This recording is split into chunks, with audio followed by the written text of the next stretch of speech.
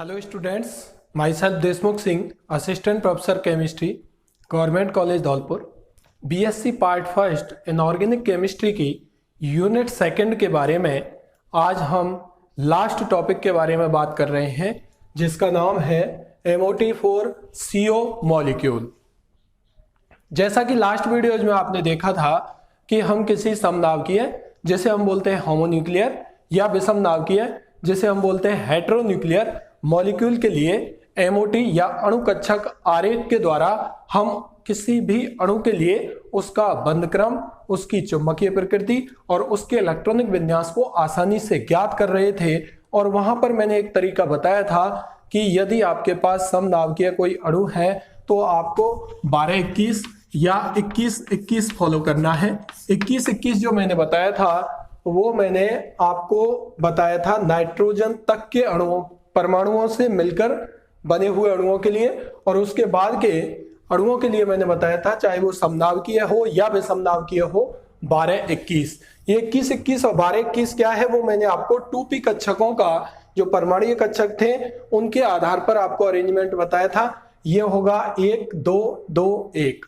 इसका मतलब 12-21 का मतलब है नाइट्रोजन के बाद वाले यदि परमाणु किसी भी अणु में है, चाहे वो समनाभिकीय है या विषमनाभिकीय है, तो आपको 12-21 को फॉलो करना है। और यदि नाइट्रोजन या नाइट्रोजन से पहले वाले परमाणु किसी भी समनाभिकीय या विषमनाभिकीय अणु में है तो आपको 21-21 2p कक्षकों के लिए पहले 2 फिर 1 फिर 2 और फिर 1 बढ़ती हुई एनर्जी के आधार पर हम उसको व्यवस्थित करते हैं। बात करते हैं यहां पर CO मॉलिक्यूल की। CO मॉलिक्यूल एक अलग से MOT या CO मॉलिक्यूल के लिए जो अणुकक्षक आरेख होता है वो सामान्य जो विषमनाभिकीय द्विपरमाणु अणु होते हैं उनसे भिन्न होता है, इसलिए हम इसको एक अलग से पढ़ रहे हैं। उसके बाद मैंने आपको किस तरीके से हम किसी भी अणु के लिए बंध क्रम 1 सेकंड में पता कर सकते हैं उसके लिए मैंने शॉर्ट ट्रिक सारणी के आधार पर बताई थी, वो वीडियो आप मेरा देख सकते हैं। लेकिन यहां पर हम बात कर रहे हैं CO मॉलिक्यूल की। जैसा कि आप देख पा रहे हैं मैंने CO मॉलिक्यूल के लिए यहां पर MOT डायग्राम बनाया हुआ है, अणुकक्षक आरेख बनाया हुआ है, जिसमें से एक तरफ कार्बन परमाणु है तो दूसरी तरफ ऑक्सीजन परमाणु है। कार्बन परमाणु का इलेक्ट्रॉनिक विन्यास आप सभी जानते हैं 1s2 2s2 2p2 होता है, जबकि ऑक्सीजन परमाणु का जो इलेक्ट्रॉनिक विन्यास है वो 1s2 2s2 2p4 होता है।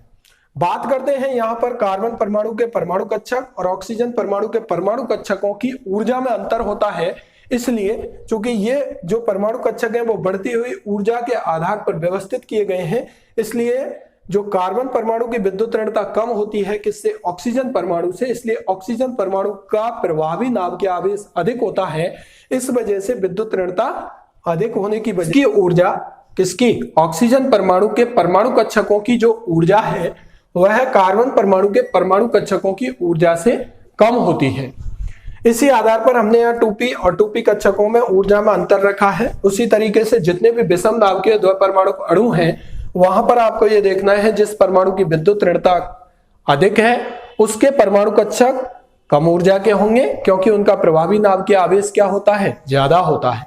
जबकि जिन परमाणुओं की विद्युत ऋणता कम है उन परमाणुओं का प्रभावी नाभिकीय आवेश का जो मान है वो प्रभावी नाभिकीय आवेश का मान क्या होता है, कम होने की वजह से उनके परमाणु कक्षकों की जो ऊर्जा होती है वह अधिक होती है। अब देखिए अब तक हमने पढ़ा था या तो हम 12-21 का फॉलो करेंगे या 21-21 का फॉलो करेंगे 2p परमाणु कक्षकों से बने हुए अणु कक्षकों के लिए। और आप ये भी जानते हैं कि जितने परमाणु कक्षक आपस में LaCO परमाणु कक्षकों के रेखीय संयोग विधि द्वारा आपस में ओवरलैप होते हैं वहां पर उतने ही मॉलिक्यूलर ऑर्बिटल या अणुकक्षक बनते हैं। CO जो अणु है इसका जो अणुकक्षक आरेख है वो थोड़ा सा अलग है। किस तरीके से, जैसे देखिए कार्बन और ऑक्सीजन परमाणु की विद्युत ऋणता जो परमाणु कक्षकों में विद्युत ऋणता की वजह से परमाणु कक्षकों की ऊर्जा में अंतर था वो मैंने आपको बता दिया, वहां पर प्रभावी नाभिकीय आवेश में अंतर होने के कारण ऐसा होता है। अब हम बात करते हैं कि कार्बन मैंने इधर ले रखा है, ये कार्बन के परमाणु कक्षक हैं, ये ऑक्सीजन के परमाणु कक्षक हैं। इन परमाणु कक्षकों से ये बीच में जो बने हुए हैं वो मॉलिक्यूलर ऑर्बिटल हैं या जिन्हें हम बोलेंगे अणु कक्षक हैं।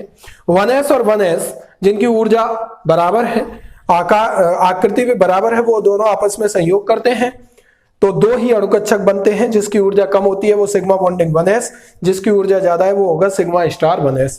2s कार्बन परमाणु का और ऑक्सीजन परमाणु का 2s, जिनकी सममिति और ऊर्जा लगभग समान है, आपस में जब संयुग्मित होते हैं, ओवरलैप करते हैं तो दो अणुकक्षक बनेंगे, जिसमें से एक बॉन्डिंग होगा और एक एंटी बॉन्डिंग होगा। बॉन्डिंग को मैंने दिखाया सिग्मा बॉन्डिंग 2s से, एंटी बॉन्डिंग को मैंने दिखाया सिग्मा स्टार 2s से। लेकिन जो अन्य विषम नाभिकीय दो परमाणु अणुओं के लिए आपने अणुकक्षक आरेख पढ़ा है, वहां से यहां पर अंतर यह है कि यहां पर बना हुआ जो 2s होता है, एंटी बॉन्डिंग 2s, उसकी ऊर्जा इतनी ज्यादा हो जाती है कि वह 2p कक्षकों से बने हुए अणुकक्षक जो कि हमारे हैं बंधी अणुकक्षक। ये कैसे हैं? बंधी अणुकक्षक, जो कि किससे बन रहे हैं? कार्बन और ऑक्सीजन के 2p परमाणु कक्षकों से, उनसे भी ज्यादा हो जाती है। इसलिए अब तक आप क्या करते थे? अब तक आप 2s सिग्मा स्टार 2s को यहां दिखाते थे और ये पाई वाले या सिग्मा 2p वाले ऊपर रहते थे। लेकिन यहां पर CO में जो अंतर है वो यही है कि इस CO अणु के अणुकक्षक आरेख में जो प्रतिबंधी 2s सिग्मा मॉलिक्यूलर ऑर्बिटल होते हैं या अणुकक्षक होते हैं, उनकी ऊर्जा 2p परमाणु कक्षकों से बने हुए बंधी अणुकक्षक, चाहे वो सिग्मा हो चाहे वो पाई हो, उन दोनों से ज्यादा हो जाती है। जैसा कि आपको आरेख में दिख रहा है, ये ज्यादा हो गई है इससे। और 2p की यदि हम बात करते हैं तो वही 3 और 3 एटॉमिक ऑर्बिटल या परमाणु कक्षक मिलेंगे तो 6 अणुकक्षक बन रहे हैं, 3 ये रहे और 3 ये रहे। ठीक है, क्लियर।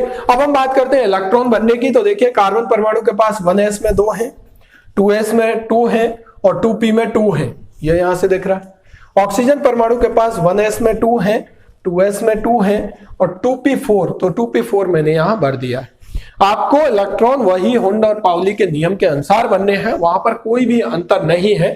तो जो आप फॉर्मूला जहां 12 21 और 21 21 फॉलो कर रहे थे, तो देखिए यहां भी फॉलो तो वही 21 21 12 21 हो रहा है, क्योंकि इसमें कार्बन और ऑक्सीजन तो नाइट्रोजन से ज्यादा परमाणु क्रमांक वाला एक परमाणु यहां पर है और वो है ऑक्सीजन। तो हमने फॉलो तो वही किया है जो नियम था हमारा 12 21 का, 1 2 1 2 1 12 21। लेकिन यहां पर जो सिग्मा स्टार 2s है, उन अणुकक्षकों की ऊर्जा इनसे भी ज्यादा हो जाती है, इसलिए ऊपर चले जाते हैं। अब हमको इलेक्ट्रॉन भरने 1s में भर दिए, 2s और 2s में 4 इलेक्ट्रॉन भरने हैं तो 2 यहां भर दिए और 2 यहां भर दिए। अब आपको पहले भरने की जगह हमको करना क्या है, यहां पर हमारे 2 इलेक्ट्रॉन ये हैं और 4 इलेक्ट्रॉन ये हैं, 6 इलेक्ट्रॉन भरने हैं। 2 2 4 और 2 यहां भरेंगे, 2 यहां भरेंगे और 2 यहां भरेंगे।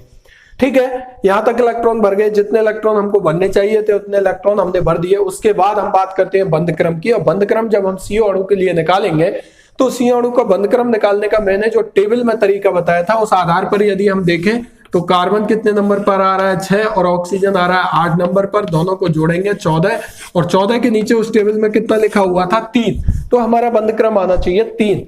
क्या इस अणुकक्षक आरेख से बंध क्रम 3 आ रहा है? तो बंध क्रम बराबर होता है 1/2 बंधी अणुकक्षकों में उपस्थित इलेक्ट्रॉनों की संख्या माइनस प्रतिबंधी अणुकक्षकों में उपस्थित इलेक्ट्रॉनों की संख्या। तो देखिए बंधी में कितने हैं? 2 और 2 4 और 2 6 और 2 8 और 2 10। ये सभी बंधी अणुकक्षकों में उपस्थित इलेक्ट्रॉन हैं, मैंने लिखे हैं 10। प्रतिबंधी में कितने हैं? तो देखिए ये प्रतिबंधी है जिस पे स्टार है तो 2, और ये प्रतिबंधी है जिस पे स्टार है तो 2, 4 हो गए। ये खाली, तो मैंने कर दिया 10 - 4, बंध क्रम कितना आया? 3। और शॉर्ट ट्रिक के अकॉर्डिंग भी बंध क्रम कितना आ रहा था? 3, जो मैंने लास्ट वीडियो में आपको बताया है।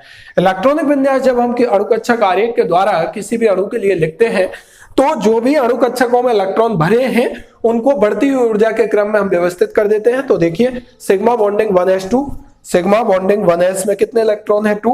सिग्मा स्टार 1s में कितने इलेक्ट्रॉन है? 2। फिर हम चलेंगे सिग्मा बॉन्डिंग 2s में कितने इलेक्ट्रॉन है? 2। सिग्मा बॉन्डिंग 2pz में कितने इलेक्ट्रॉन है? सिग्मा बॉन्डिंग 2pz में कितने इलेक्ट्रॉन है? 2।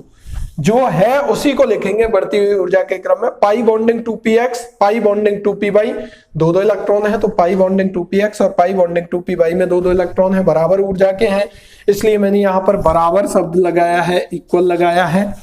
ठीक है, यहां से हम बात करें तो sigma star 2s2, sigma star 2s2। इससे ऊपर हम जाएंगे pi star 2px, pi star 2py में कुछ नहीं है तो मैंने लिख दिया कुछ भी नहीं है, 0 0। ऊपर है सिग्मा स्टार 2pz, यहां भी कुछ नहीं है तो सिग्मा स्टार 2pz में 0। अब हम बात करते हैं इसकी चुंबकीय प्रकृति की। तो देखिए, चूंकि सी अणु के अणुकक्षक आरेख में अणुकक्षकों में सभी की सभी इलेक्ट्रॉन जो भी भरे हुए हैं वो युग्मित है, कोई भी अयुग्मित इलेक्ट्रॉन नहीं है, इसलिए जब सभी की सभी इलेक्ट्रॉन युग्मित हो तो वो कैसा होता है, प्रतिचुंबकीय प्रकृति का होता है। जो खास अंतर अन्य से है वो मैंने आपको बताया कि यहां पर जो आप सिग्मा स्टार 2s है उसकी ऊर्जा 2p परमाणु कक्षकों से बने हुए अणुकक्षक, और वो भी कैसे, बंधी अणुकक्षक, उनसे भी ज्यादा हो जाती है। इसका रीजन भी है क्योंकि जो CO होता है वहां पर हमारी बैक बॉन्डिंग होती है, और बैक बॉन्डिंग होकर के वहां पर हमारा कोऑर्डिनेट बॉन्ड भी बनता है। उस कोऑर्डिनेट बॉन्ड की वजह से एक्स्ट्रा स्टेबलाइजेशन इसका होता है, इस वजह से ऐसा होता है। अब हम बात करें यहां पर कि होमो और लूमो, मैंने बताया था उच्चतम ऊर्जा का अणुकक्षक कौन सा होगा और न्यूनतम ऊर्जा का अणुकक्षक निम्नतम। लूमो का मतलब है लोएस्ट अनऑक्युपाइड, जो भरा हुआ नहीं है, molecular orbital. Highest occupied molecular orbital, तो जहां पर इलेक्ट्रॉन हमारे सबसे लास्ट वाला अधिकतम ऊर्जा का कक्षक जिसमें इलेक्ट्रॉन भरे हुए हैं, यही है, इसलिए इसका होमो हो जाएगा ये। तो इससे ऊपर वाला जो होता है वो होता है हमारा लूमो।